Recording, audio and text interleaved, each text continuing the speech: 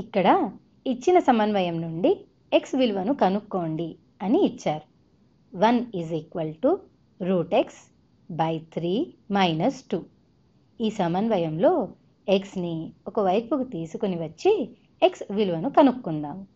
ఇలాంటి లెక్కల్లో ఒకటి కంటే ఎక్కువ జవాబులు వస్తాయి.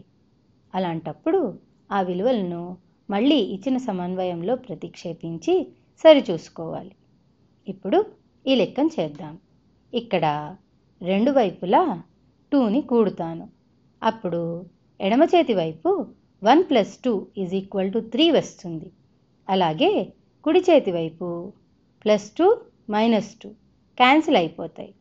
మనకి 3 √x/3 వచ్చింది.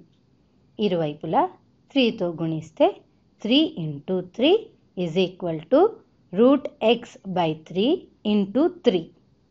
దీనిని 9 √x గా రాయాలి. ఇరువైపులా స్క్వేర్ చేస్తే 9² √x² వస్తుంది. 9² 81 కావున 81 x వచ్చింది. ఇది కరెక్ట్ జవాబా కాదా అన్నది సరిచూసుకుందాం. √81 / 3 - 2 √81 విలువ 9 కదా, కావున 9/3 - 2 వస్తుంది. 3 9లో 3 సార్లు పోతుంది, కావున 3 - 2 1 వచ్చింది.